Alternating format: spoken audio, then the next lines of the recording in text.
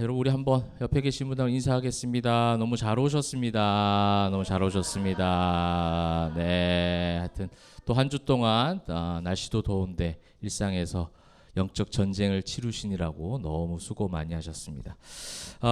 이제 오늘 말씀 제목이 좀 특이하죠.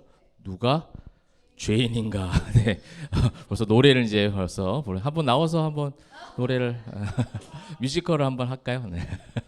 네. 그 무슨 영웅 그죠? 영화 뮤지컬 거기서 이제 나왔던 노래이기도 합니다.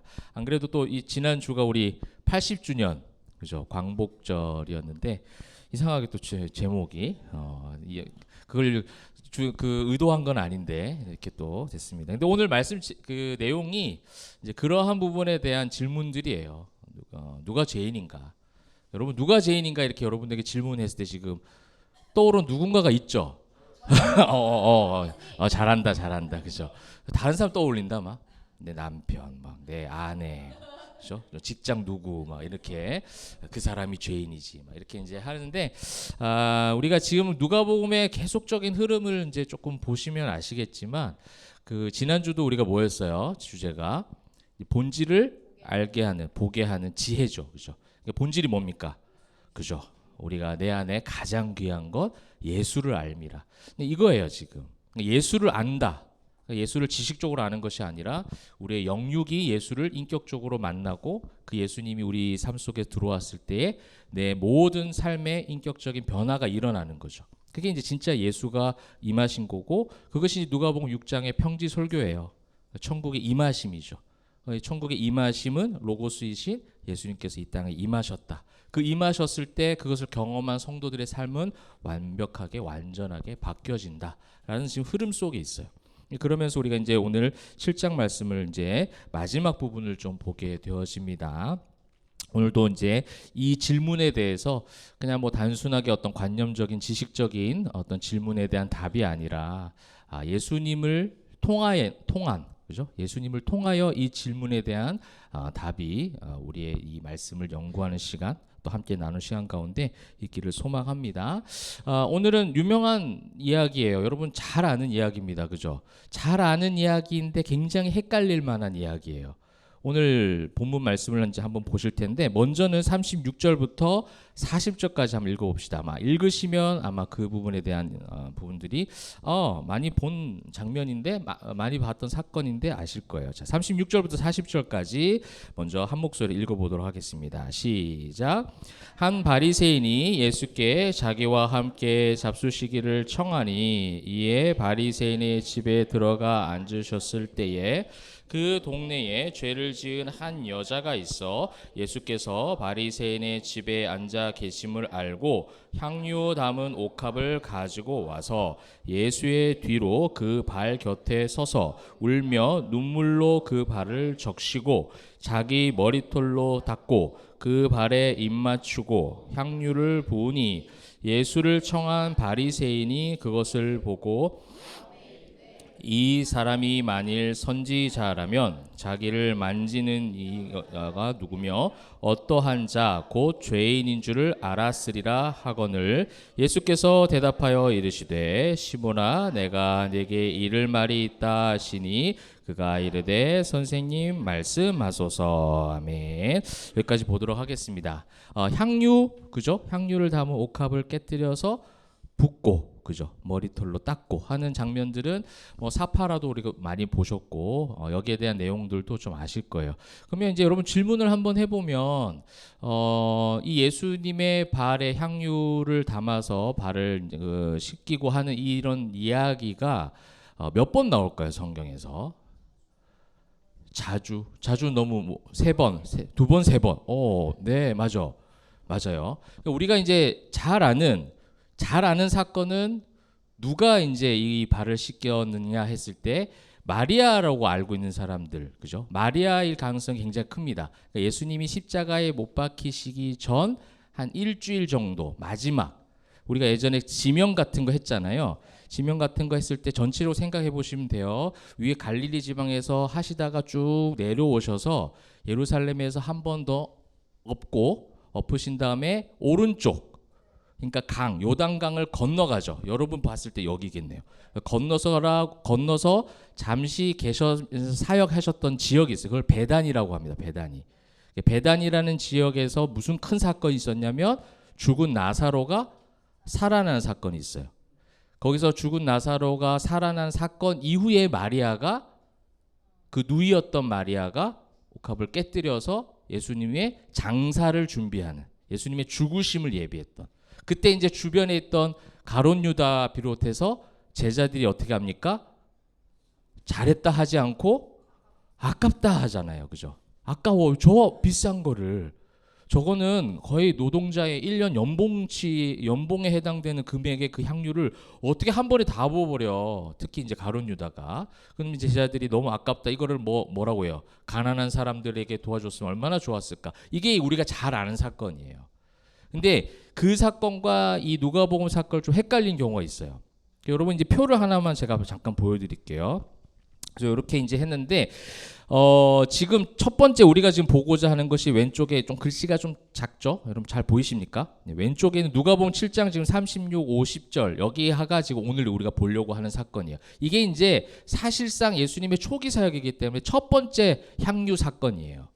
그 다음에 나오는 게 이제 방금 말씀드린 마리아가 부었던 게 요한복음 12장 1절부터 8절 사건. 그 다음에 이제 세 번째가 베다니 문둥이 시몬의 집에 가서 뭐 했다 이렇게 하는데, 이 두 번째와 세 번째를 나눠서 보는 학자가 있고 이 두 가지는 하나일 것이다라고 보는 학자가 있어요. 저는 사실 좀 후자에 가깝습니다. 지금 이게 표는 지금 나눠놨잖아요. 근데 아마 두 번째와 세 번째는 같은 사건일 거다. 그래서 아까 우리 집사님이 두 번 아니면 세 번 했는데 맞았어요. 그게 정확한 거예요. 세 번이라고 말하는 사람도 있지만 이건 이제 두 번이라고 말하는 경우가 있어요. 왜냐하면 이 두 번째, 세 번째 표에 있는 경우에 왜 이걸 나눴냐면 세 번째를 누구의 집이라고 돼 있어요? 베다니 문둥이 시몬의 집 돼 있죠. 문둥이 집에 있기 때문에 마리아가 하지 않고 그 다음에 한 여인이라고 돼 있잖아요. 그죠? 마태복음과 마가복음 그렇게 기록하고 있기 때문에 요한복음 사건과 다를 것이다. 뭐 다를 수도 있어요, 솔직히. 다를 수도 있는데 뭐가 좀 가까울까 생각했을 때 왜냐하면 세 번째 사건은 베다니 두 개 다 지역이 어때요? 똑같죠. 그래서 마르다, 마리아와 나사로가 베다니 문둥이 시몬의 집에 같이 와서 있었을 가능성이 크다. 이제 이렇게 봅니다. 근데 뭐 크게 중요한 건 아니지만 어쨌든 향유 부은 사건이 이렇게 한 두 가지 사건으로 좀 압축이 되는데, 오늘 보는 본문 사건은 가장 처음에 있었던 사건이에요. 아마 뭐 마리아도 그런 소식들을 다 들어서 자기도 그렇게 또 하지 않았을까, 뭐 이런 것도 한번 추측을 해보는데, 그러면서 우리 찬송가에도 하나가 오류가 있어요. 값비싼 향유를 주께 드린, 그다음 뭐죠? 막달라 마리아 했어요. 막달라라고 왜 헷갈리냐면 그건 다음 주에 네, 왜냐면 다음 주 8장에 막달라 마리아가 등장을 해요. 근데 막달라 마리아는 귀신 들린 여인이거든요. 그래서 이거를 그냥 같이 본 것 같아. 약간 뒤에 이제 찬송가 작사하는 분들이. 그래서 엄밀히 말하면 막달라 마리아가 아닐 가능성이 굉장히 크다. 왜냐하면 성경에 근거했을 때 그런 거예요. 맞다 한들 성경의 근거를 우리가 벗어나지 않는 습관이 중요합니다. 추측에 가까운 막 상상력을 너무 많이 과하게 발휘할 필요는 없는 거죠. 왜냐하면 오늘 성경은 분명히 뭐라고 돼 있어요? 죄인인 한 여자라고 돼 있어요. 그리고 오늘 성경을 기록한 사람의 특징을 보십시오. 저자의 특징. 저자가 누구예요? 누가요? 누가가 그냥 막연하게 모호하게 쓰는 성격이 아니에요. 아마 그러면 막달라 마리아라고 표기를 했겠죠. 여러분 이게 지금 우리가 성경이나 찬송이나 우리가 접하고 있는 모든 교회에서의 그런 것들이 때로는 뭐 문헌도 마찬가지고 책도 그렇고 잘못된 정보들이 참 많이 있습니다. 잘못 알고 있는 것들이 참 많이 있어요. 그래서 우리가 더욱더 성경을 많이 볼 필요가 있고, 또 그것을 뭐 꼭 다 알아야 됩니다. 제가 이 얘기를 하는 것이 아니라 그걸 하나씩 또 찾아가는 또 재미가 있는 거죠. 그래서 우리가 이제 제가 배경으로 이렇게 좀 구분을 시켜 드리는 거예요. 그래서 우리가 잘 아는 마리아 향유 사건은 좀 뒤쪽이다. 훨씬 더. 이거는 지금 오늘 예수님의 초기 사역에 가깝다. 그죠? 누가복음 지금 7장의 사역은 거의 초기. 그다음에 지역도 다르잖아요. 지금 어디예요? 갈릴리 지방 쪽이에요. 근데 마리아 우리가 아는 그 나사로의 누이였던 마리아가 향유 부었던 사건은 베다니, 그죠? 예루살렘 근처 그 강을 중심으로 이제 동쪽 지방에 있었던 그 사건입니다. 그 메시지도 좀 달라요. 오늘 이제 여러분들 보시면 아시겠지만 오늘 메시지는 가난한 사람들에게 주지 이런 메시지가 아니에요. 완전히 이제 같은 사건이지만 다른 메시지가 있는 것만 봐도 같은 사건은 아니다. 그러면서 또 하나의 구조적인 부분을 좀 말씀을 드리면 7장 전체가 우리가 좋아하는 수미상관 구조입니다. 오늘 이 죄 많은 여인이 한 명 등장하죠. 그러면 수미니까 그죠? 첫 번째 뭐가 있었을 거예요. 7장 서두에 믿음이 없을 것 같은 지금 여인이 오늘 본문은 믿음이 생겨서 주님 앞에 향유를 깨뜨렸잖아요. 옥합을 깨뜨리고 향유를 부었잖아요. 그러니까 7장 서두에도 그런 한 인물이 또 등장을 했죠. 그렇죠. 백부장. 내가 이만한 믿음을 본 적이 없다라고 하면서 백부장의 믿음을 소개를 했잖아요. 이게 이제 수미상관 구조예요. 그리고 이제 중간에 뭐였어요? 본질인 예수가 있느냐 없느냐. 그 예수가 중심이 될 때 믿음이 들어갈 것 같지 않았던 믿음이 없을 것 같았던 백부장이 그 다음에 죄를 지은 한 여인, 그래서 모든 종교 지도자를 어떻게 하나 보자 이렇게 하면서 그 여인을 이용하던, 그렇게 모든 사람들이 괄시하고 절대로 회개하고 천국이 가까이 왔다라는 것에 대한 메시지와 어울리지 않을 것 같은 그런 죄 많은 여인의 이야기를 지금 실장 마지막에 구조적으로 누가가 쓰고 있는 거예요.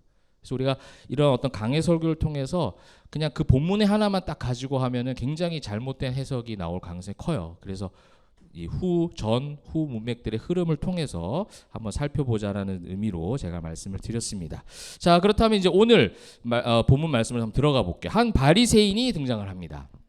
이 바리새인의 그러면 질문이에요. 이 바리새인 이름은 뭐게요? 네, 시몬입니다. 시몬. 네, 그래서 아마 아까 베다니, 문둥이, 시몬과 이 시몬은 다르다, 그죠? 네, 시몬이라는 거는 그런 거예요. 민지처럼 이렇게 흔한 이름 있잖아요. 우리 민지 많잖아요. 민지 어디에나 있죠. 민지 되게 많거든요. 어디에나 많은데 그렇게 이제 이스라엘에서 뭐 시몬, 요한, 요셉 이런 이름들은 굉장히 많은 이름들입니다. 그래서 이제 다른 사람인데 시몬이라고 하는 한 바리새인이 예수님과 함께 뭘 지금 청한 거예요? 식탁 교제를 하려고 식사 초대를 한 거예요. 자기 집으로. 여기까지는 좀 좋아 보여요. 그죠? 예, 초대를 합니다. 이제 예수님께서 누가복음에 한 세 번, 네 번 정도 그 부분이 나와요. 바리새인이 종교 지도자가 초대를 하면 예수님 응하셔서 같이 가셔서 식탁 교제를 해요. 저는 이거 보면서도 나 같으면 안 갔을 것 같은데 이런 생각이 드는 거예요.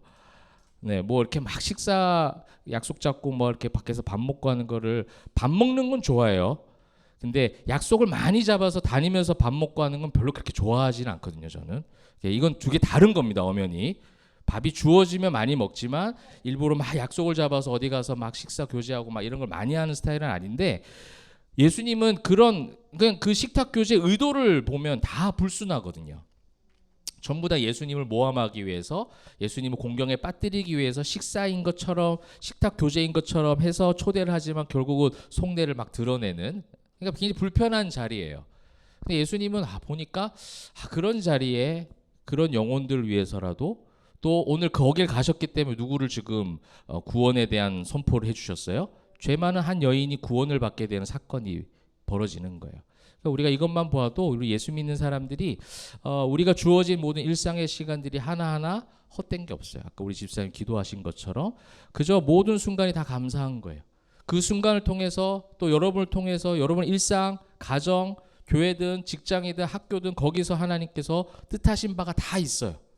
그래서 하나 헛된 경험이 없고 하나 헛된 시간이 없구나. 예수님은 그 시간마저도 사용하셔서 그 식탁 교제를 응하셔서 들어가십니다. 근데 여기 보니까 바리새인의 집에 들어가 앉으셨을 때 우리가 생각할 때 여러분 지금처럼 이렇게 들어가서 그냥 앉아서 식탁 교제하는 것 같지만 우리 잘 알죠? 우리 언젠가 한번 해보고 싶은 건데, 그죠? 이스라엘의 식탁 교제는 어때요? 이렇게 누워가지고 이렇게 싹 누워가지고. 이제 사진 있습니까? 가장 가까운 사진이 좀 이거더라고요. 이거 사진을 검색해 보니까 다들 막 그 식탁에 탁 앉아가지고 여인만 땅바닥에 엎드려서 이제 발에 붓고 하는 사진들이, 여기 좀 조금 이제 앉아 있는 어떤 형태죠. 이제 이런 식의 어떤 부분들이 될 가능성이 제일 큽니다. 그래서 이렇게 테이블에 비스듬히 기대요. 우리는 이제 앉으셨을 때라고 번역했지만 헬라어로는 비스듬히 기대. 이게 이제 가장 그 식탁 누군가 손님을 초대했을 때의 기본적인 유대식의 어떤 식사 자세라고 합니다. 이런 공식적인 식사 자리에서는 지금 예수님의 발이 지금 어때요? 신발이 없죠. 네, 이게 비스듬히 누워야 되니까 뭐래요? 신발을 벗어요. 신발을 벗은 다음에 이제 뭘 할까요? 바리새인 정도 집이 되면 종들이 있을 거예요. 종들이 해야 될 일이 뭐예요? 발을 씻어줘야 돼요. 이게 식탁 교제에서 손님을 초대했을 때 유대식의 예의예요. 근데 지금 바리새인은 그렇게 하지 않았다는 거. 요것도 여러분 하나 전제를 해두는 겁니다. 그렇게 했기 때문에 이 여인이 가서 발을 씻는 거죠. 근데 이제 그러고 나서 37절에 그 동네에 죄를 지은 한 여자가 그 집안에 있어요. 그 여자가 이제 했던 행동을 봅시다. 예수께서 바리새인의 집에 앉아 계심을 알고 향유 담은 옥합을 가지고 왔어요. 그리고 예수의 뒤로 그 발 곁에 서서 울며 눈물로 그 발을 적시고 자기 머리털로 닦고 발에 입 맞추고 그다음에 향유를 부었다. 이렇게 지금 얘기하고 있습니다. 그러니까 우리가 이제 이 행위에 대한 거는 여러분 성경을 잘 보시면 발 곁에 서서 울면서 눈물로 그 발을 자기 눈물로 그 발을 적시는 거예요. 씻을 물 한 방울도 안 가져다 줬죠, 바리새인은. 근데 이 여인은 자신의 눈물로써 발을 씻습니다. 그리고 머리털로 닦고 그 발에 입 맞추고 나서 향유를 붓는 행동을 합니다. 여러분 이거는요 한 가지 하나하나 행동에 다 의미가 있습니다. 오늘은 뭐 많이는 제가 여기에 대해서는 깊이 있게 하지 않지만 잠시 소개를 해드리면 눈물로 그 발을 적시는 건 무슨 행동이겠어요? 이 결국 이제 7장에 잘하셨습니다. 달란트가 없잖아요, 우리 그죠? 달란트 있었으면 줬을 텐데 회개죠, 회개. 우리 그 수미상관 구조로 봤을 때 중간에 있었던 그 화두의 내용이 주제가 뭐였어요? 세례 요한 이야기였잖아요. 세례 요한이 자신이 옥에 갇힌 거에 대해서 이게 정말 이게 맞습니까, 주님? 내가 주님의 길을 예비한 거 맞습니까? 이렇게 했을 때 그 세례 요한이 이야기였어요. 근데 세례 요한이 했었던 기본적 사역이 뭡니까? 회개하라, 천국에 가까웠다라는 거예요. 그러니까 이 회개해야 돼. 그냥 단순하게 죄를 지은 여인을 고쳐주고 사해주고 뭐 만나주고 뭐 세례 요한은 그렇게 생각했을 거예요. 그 가난한 자에게 복음을 전파하고 못 본 자 보게 하고 앉아 있었던 자 일어나게 하고 죽었던 자 살리고 그냥 계속해서 그런 사역만 하신 예수님이 왜 계속 그 사역만 하시지? 지금 주님의 그 보복의 날인데 심판의 날인데 로마든 헤롯이든 전부 다 싹 밀어버려야 되는데 왜 그 일들만 하십니까? 라고 물었던 세례 요한에게 그 세례 요한에 대해서 갈등하고 흔들렸던 주변 많은 사람들에게 제대로 얘기해 주셨죠. 이 세례 요한은 주님 오실 길을 잘 예비한 그 선지자 중에 선지자였다. 그러므로 회개하라 천국이 가까웠다는 사역을 예수님도 계속해서 하시는 거예요. 근데 하게 하시면서 보여주시는 거죠. 회개하는 장면이에요. 이게 진정한 회개죠. 울며 눈물로 그 발을 적시고 머리털로 닦고 이게 뭐예요? 회개하고 죄가 씻음을 받는 거예요. 죄의 치유죠. 예수님의 병을 치유하는 사건은 다 무엇과 연결되어 있는 거예요? 죄 사함과 연결되어 있는 거예요. 그 모든 질병이 다 병으로 이제 이야기를 하면 연결을 해서 그 모든 죄 사함과 치유가 연결이 되어 있는 거죠. 그래서 머리털을 닦고 그 발에 입 맞추고 향유를 붓습니다. 결국 뭐예요? 죄의 노예였던 정체성이 주님의 발을 이제 씻기시면서 입 맞춘다는 건 뭐예요? 내가 주님의 종이 되겠다라는 거예요. 그 입을 맞추면서 내가 죄의 종이었던 내가 이제 주님의 종이 되었습니다. 회개하라, 천국이 가까이 온 사람이 된 거죠. 이 사역들을 주님께서 이미지화해서 의도가 불순한 바리새인의 초대였지만 그것을 응하신 이유가 여기에 있는 거죠. 이것을 모든 주변 사람들, 제자들을 비롯해서 많은 무리들에게 보여주시는 겁니다. 그렇다면 한 가지 또 질문을 해볼 수 있어요. 이 죄 많은 여인이 이 바리새인 집에 어떻게 왔느냐, 그죠? 어떻게 들어올 수 있었느냐? 여러분 이제는 쉽게 답을 할 수 있겠죠.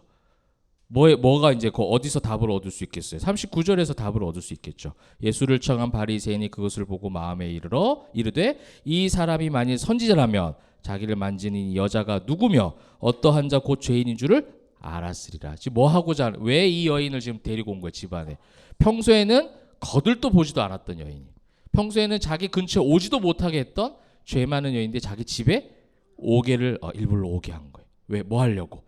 지금 예수님이 참 선지자면 이 여인을 가려낼 거다라는 거예요. 저 여인이 죄이 많은 여인으로서 가려낼 거라는 거예요. 그러니까 이 지금 바리새인은 누가 죄인인가라는 질문을 던졌을 때 지금 뭘 계속 갖고 있어요? 저 여자가 죄인인 거예요. 나는 죄인이라는 인식이 전혀 없어요. 여러분, 예수가 우리 마음속에 들어오면요, 다른 사람이 어떠한가에 대한 관심이 많이 줄어들어요. 왜냐하면 나 하나 챙기기도 벅차요. 나 같은 죄인을 감당하는데도 내가 벅차다니까요. 그래서 누가 이러쿵 저러쿵 할 시간이 없어요. 그렇게 할 여유가 없어요. 왜냐하면 맨날 내가 치이는데, 하나님 앞에서 내가 맨날 하나님 앞에서 나 같은 죄인 살리신 여기에서 지금 통곡하고 회개하면서 눈물로 주님의 발을 닦는 심정으로 그렇게 살아가는데, 아이고 저것들 뭐 이렇게 할 수가 없는 거죠. 그러니까 그게 진짜 중요한 거예요. 지금 바리새인에게 던져진 질문, 누가 죄인인가 했을 때 이 바리새인은 이 여인을 가리켰겠지만, 이 여인은 어떻겠어요? 누가 죄인인가 했을 때 자기가 죄인인 거예요. 자기가 죄인이니까 뭐예요? 향유, 옥합이 굉장히 비싼 거예요.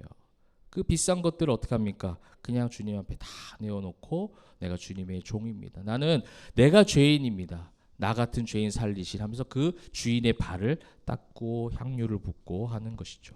사랑하는 성도 여러분, 풍문으로 예수를 들었고 시몬이 기다렸던 그 주님은 다시 오실 그이가 아니라고 생각했기 때문에 그에 대한 호칭도 바뀌어요. 여러분, 여기서 이제 우리가 볼 수 있는 게, 그가 만일 선지자라면 해서 선지자라고 했다가 나중에 40절 보세요. 시몬아, 내가 내게 이를 말이 있다. 이제 그가 가지고 있는 마음의 심중을 다 아시고 가르쳐 주시고자 내가 너에게 할 말이 있어 하니까 그가 이르되 뭐라고 돼 있어요? 선생님 말씀하소서로 바뀌는 거예요. 자, 여기서 정말 재미있는 성경적 구조를 우리가 또 발견할 수 있습니다. 좀 어렵지만 재밌죠? 자, 자, 수미상관이라고 했죠. 한번 발견해 봅시다. 수미상관과 연결돼 있어요. 선생님 말씀하소서. 일단 호칭에서는 여러분 쉽게 발견할 수 있어요. 그죠? 이 선생님이라는 것은 뭐 랍비도 아니에요. 그러니까 굉장히 갑자기 어떻게 해요? 바리새인이 보기에 지금 어떻게 생각하냐면 못 알아본다는 거예요. 지금 저 여인이 죄인인데 죄인의 그 죄인인 여자를 전혀 뭐 심판하지도 않고 혼내지도 않고 책망하지도 않고 죄에 대해서 묻지도 않고 가만히 계시는 걸 보고 참 선지자라면 알 텐데 모르네. 예, 선생님, 이렇게 되는 거예요. 호칭이 낮아지죠. 그거 하나 발견할 수 있는데, 이제 수미상관에서 발견할 수 있는 거예요. 힌트는 말씀하소서예요. 말씀하소서. 자, 이 그렇죠. 오늘 굉장히 컨디션이 주님, 우리 집 안 오셔도 됩니다. 주님 말씀만 하십시오. 말씀만 하시면 내 종이 낫겠나이다. 이거죠. 이만한 믿음 본 적이 없다 했을 때 그 말씀이 뭐냐는 거예요. 여기 우리나라 말은 말씀이잖아요. 근데 헬라어는 다르다는 거예요. 그때 말씀 뭐였어요? 잘하셨습니다. 헬라어 나옵니까? 자, 이거 이제 읽으실 수 있잖아요. 이 정도는. 그죠? 네. 네. 로고스입니다. 로고스. 이게 백부장이 말했던 주님 말씀만 하십시오 할 때 그 말씀이에요. 그러니까 그냥 말해도 그 언어에, 그 삶의 일상에 사실은 모든 게 다 녹아져 있어요. 그 사람의 가치관, 그 사람이 가지고 있는 생각, 그 사람이 가지고 있는 삶의 태도가 다 녹여져 있을 수밖에 없어요. 언어와 행실에. 예수가 우리 안에 들어오면 그래서 바뀐다고 말하는 거예요. 단순한 여러분 뭐 성품적인 도덕 윤리적으로 착하게 삽시다. 저는 그걸 얘기하는 게 아니에요. 성품적으로 우리 다양해요. 우리 여기도 보면 다양하죠. 기질적으로 순한 사람도 있고 기질적으로 다혈질인 사람들도 있고 다 그럴 수 있어요. 근데 그게 맞고 틀리고가 아니에요. 하나님은 거기에 맞게끔 다 사용하세요. 근데 그거를 단순하게 조절하자가 아니라 예수가 들어오면 그냥 우리가 불가항력적 은혜죠. 불가항력적 능력이에요. 내가 아무리 저항해도 바뀔 수밖에 없는 그 디나미스의 능력이 있는 거죠. 그러니까 백부장의 입에서 그 로고스가 딱 나와버리는 거예요. 그럼 여기서 이 바리새인은 선생님 말씀하세요. 그 말씀은 여기서 누가가 뭐라고 표현했냐면 바로 그 전 화면이 아까 그냥 말하다예요. 에포라는 단어예요. 일반적이에요. 이 에포라는 단어는요, 그냥 우리가 보통 제가 막 이제 원어 그 연구를 하면 신약 성경에 뭐 30회 등장, 50회 등장 이런 게 이제 이렇게 기록이 돼 있는데 나오지도 않아. 왜? 너무 많이 그냥 일상적으로 쓰는 단어. 누가 말하면 다 쓰는 단어인 거예요. 그러니까 신약 성경에 무수히 나온다 그냥 이렇게 돼 있어요. 엄청나게 나온다. 그러니까 그냥 그 바리새인은요 지금 예수님 말씀하시는 것에 대해서 전혀 기대감이 없어요. 말하세요 그냥 이거예요. 그냥 보니까 지금 참 선지자도 아닌 것 같아. 내가 한번 초대해서 한번 시험사 한번 해보려고 했는데 이분은 아무것도 몰라. 아닌 것 같아. 선생님 F4 말해보세요. 여러분 우리가 이 바리새인의 지금 모습을 보면서 아이고 할 수 있지만 우리도 그래요. 여러분 정말 주님께서 하시는 말씀이 로고스입니까? 아니면 내가 받아들인 하나님 말씀이 그냥 언어 F4로만 들려서 그냥 귓전에 한번 치고 가는 이야기인지. 수많은 설교들을 여러분 들으시고 사시잖아요. 또 여러분들이 개인 묵상을 통해서 말씀을 읽으시면서 주님의 음성을 또 경험하시겠죠. 말씀을 통해서 마음의 감동이 오실 거예요. 근데 그게 로고스이기를 축복합니다. 로고스가 될 때에 능력이 발휘가 되는 거예요. 하인이 낳는 역사가 일어나고 그 다음에 죄를 지었던 자들이 죄를 지은 사람이 회개하고 죄사함 받는 역사가 구원받는 역사가 거기서부터 시작되는 거예요. 이번 한 주간에도 로고스의 말씀이 저와 여러분을 주장하기를 주님의 이름으로 축복합니다. 자, 그 다음 부분이 이제 예수님께서 내가 너에게 해줄 말이 있어. 그러면서 이제 비유의 말씀을 통해서 예수님이 이런 기법을 많이 사용하세요. 비유, 또 수사학적 기법을 사용하시는데 41절부터 43절까지 함께 읽어보겠습니다. 시작. 이르시되 빚 주는 사람에게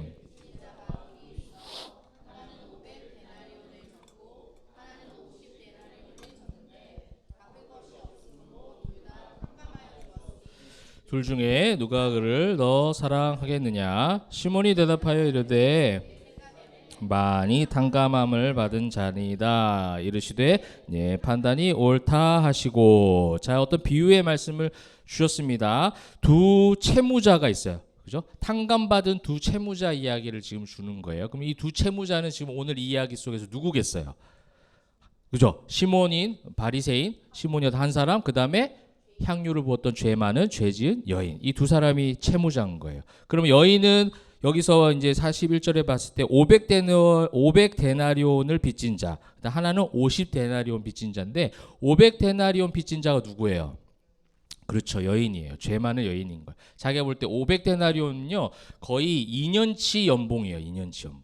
굉장히 크죠. 그거에 거의 이제 10분의 1 수준인 50데나리온은 한 2달치 임금 될 거예요. 2달치 정도. 50데나리온 누구예요? 시몬이죠. 시몬. 바리새인이에요. 근데 500데나리온을 탕감받은 사람이 자기 입으로 지금 뭐라고 했어요? 더 큰 사랑을 받아서 더 많이 감사할 것이다. 더 많이 사랑을 표현할 것이다. 라고 자기 입으로 이야기한 거예요. 그러니까 내가 정말 500데나리온 빚진 죄인이다.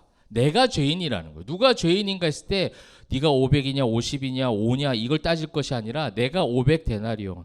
내가 정말 탕감받을 자격이 없는, 죄사함 받을 자격이 없는 내가 주님 앞에 죄사함을 받았구나. 내가 구원받았구나. 이 은혜가 지금 바리새인에게는 없어요. 50데나리온 얼마 안 되잖아요. 얼마 안 되니까 자기는 크게 뭐 채무가 된지 그거를 탕감받은 거 가지고 굉장히 그냥 아무 감각이 없는데 그 정도야 뭐 이렇게 생각하는 거죠. 지금 거기에 대한 부분들이 지금 나오고 있는 거예요. 사실상 어떻게 보면요, 둘 다 죄인인 거죠. 둘 다 채무자인 거잖아요. 지금 예수님은요, 이 바리새인이 대답할 수 있는 한계는 이 정도밖에 없지만 지금 누가복음을 통해서 우리에게 주신 더 깊은 건 뭐냐면 둘 다 죄인인 거예요. 둘 다 죄인. 둘 다 채무자예요. 그러니까 둘 다 은혜를 알아야 되는데 보통 뭐예요? 50데나리온이라고 인식하고 있는 자와 500데나리온을 내가 탕감받았다고 인식하는 자의 그 비교는 있을 수밖에 없는 거예요. 그래서 여러분 죄가 크고 죄가 깊을수록 뭐가 또 따라와요? 은혜가 깊어요. 내가 죄인이다라고 생각할수록 그 은혜가 얼마나 깊은지 몰라요. 우리가 지금 아침 묵상을 통해서 보는 로마서 말씀이 그런 흐름들이잖아요. 사실은 모두가 다 뭐라고 되어 있어요? 의인은 하나도 없다. 다 죄인이다.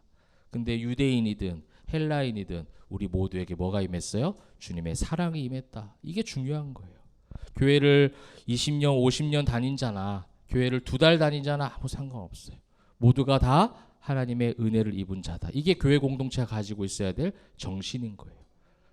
어제 온 자나 교회 처음 개척할 때부터 있었던 자나 얼마 되지 않은 사람이나 그 아무 상관없어요.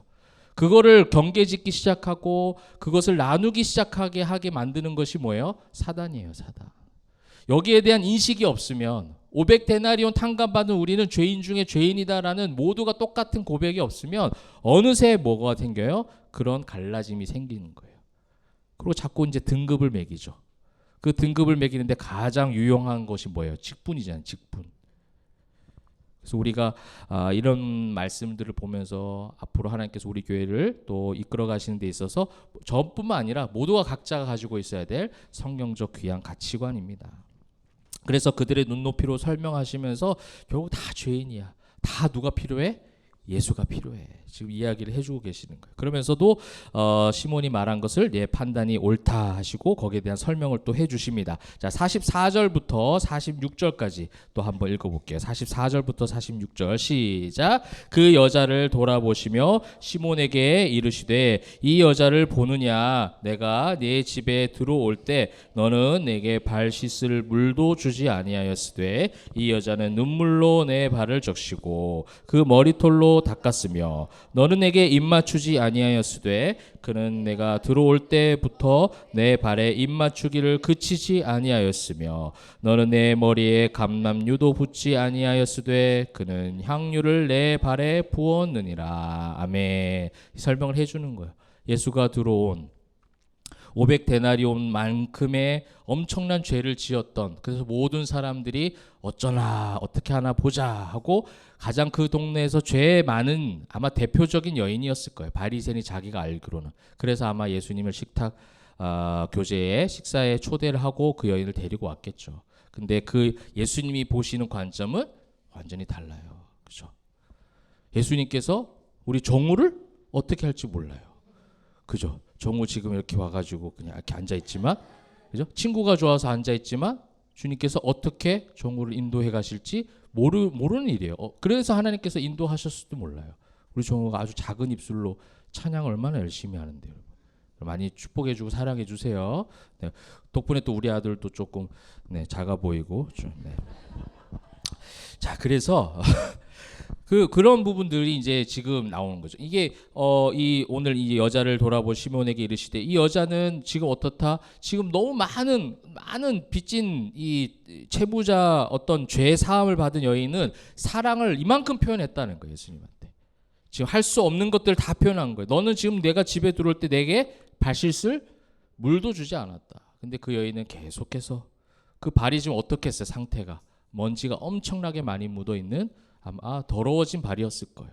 그럼에도 불구하고 자기의 눈물로 얼마나 많이 회개하고 울었으면 발 씻을 정도까지 물이 나왔을까요?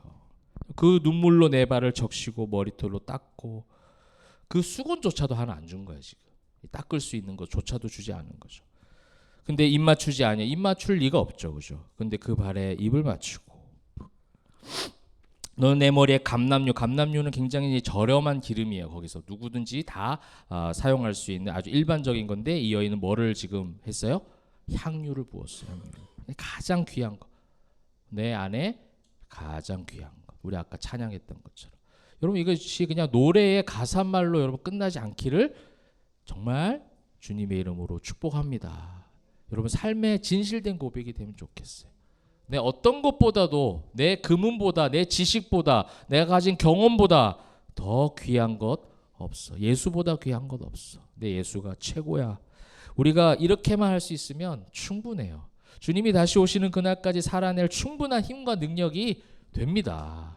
그 힘으로 그 능력으로 살아가신 저와 여러분 되시면 좋겠습니다. 여러분 이거는 그래서 일상의 행동으로 자연스럽게 나오는 거예요. 이 죄 많은 여인이 어떻게 갑자기 이런 행동을 할 수 있었을까요? 그가 지금까지 잘 살아온 공로로 할 수 있었던 게 아니에요. 그걸로 봤을 때는 바리새인이 이렇게 할 수 있었어야죠. 말씀도 누구보다 많이 알고 종교생활 열심히 했기 때문에 그렇게 발을 씻고 입 맞추고 향유 붓고 하는 거를 바리새인이 할 수 있었어야 돼요. 그리고 바리새인이 할 수 있을 거라고 많은 독자들과 주변 사람들은 기대를 했을지 모르겠지만 아니에요. 하나님 보시는 시선은 달라요. 저와 여러분이 교회를 오래 다니면 다닐수록 이러한 순수성을 자꾸 잃어가거든요. 우리가 예수님에 대한 이런 사랑 표현, 네, 이런 표현들을 여러분 많이 하시면 좋겠어요. 근데 이런 표현들을 예수님께도 하지만 여러분 어떻게 하셔야 돼요? 서로 그죠? 가족들에게, 그죠? 그래서 오늘 더 많이 하세요. 네, 남편은 아내에게, 아내에게 남편. 누가 죄인인가 너다 이러지 말고 내가 죄인이다. 그러면서 더 많이 사랑해주고 더 많이 안아주고 격려해주고. 이게 지금 이제 예수님을 사랑한다고 했을 때, 회개한다고 했을 때 나오는 예수님께 대한 직접적 행동 표현이었잖아요. 이런 것들이 이제 예수님이 들어왔을 때 같이 함께 연결되어지는 것이죠. 자, 이제 마지막 부분 한번 읽어보겠습니다. 47절부터 50절까지예요. 시작. 이러므로 내가 네게 말하노니 그의 많은 죄가 사하여졌도다. 이는 그의 사랑함이 많음이라. 사랑을 받은 일이 적은 자는 적게 사랑하느니라. 이에 여자에게 이르시되 네 죄 사함을 받았느니라 하시니 함께 앉아 있는 자들이 속으로 말하되 이가 누구에게 죄도 사하는가 하더라. 예수께서 여자에게 이르시되 네 믿음이 너를 구원하였으니 평안히 가라 하시니라. 아멘. 자, 죄 사함의 은혜는 결국 어떻게 나타납니까? 풍성한 사랑의 열매로 나타납니다. 이것이 이제 회복되었다라는 거예요. 그의 많은 죄가 사하여졌도다. 이게 이제 구원론적인 순서죠. 죄가 많이 사하여지니까 뭐가 많아져요? 사랑함이 많아지는 거예요. 여러분, 내가 예수로 충만할 때와 그렇지 뭐 물론 예수로 항상 주님께서 나와 충만, 내가 인식하는 걸 얘기하는 거예요. 내가 주님과 함께 성령에 충만할 때와 또 영적으로 컨디션이 안 좋을 때 극명한 차이는요, 사랑의 정도예요. 사랑의 정도. 딱 그렇게 되는 순간 어떻게 해요? 내 가장 가까이 있는 사람에게 어떻게 됩니까? 공격적으로 짜증이 팍 나오죠. 내가 예수로 충만하고 성령으로 충만한데 절대로 그렇게 될 수가 없어요. 우리가 이제 그런 부분들을 살아가면서 계속해서 훈련하는 거예요. 그게 우리 성화예요, 성화. 애쓰는 거죠. 아, 내가 내 사랑한 아내에게, 내 남편에게, 자녀들에게, 또 우리 뭐 교우들, 직장인 동료들에게 내가 그렇게 조금 했구나. 우리 그렇게 말씀하신 분도 한 번씩 계시거든요. 아, 내가 그때 생각해보니까 조금 그랬구나. 요걸 자꾸 느끼는 거죠. 뭐 저도 지난주에 그런 경우들도 있었을까요? 없었을까요? 네, 조심하시네요, 되게. 네, 있었어요. 있죠. 실수를 하는 거죠. 그렇게 일상에서 팍 실수를 합니다. 그러고 나서 딱 생각하는 거예요.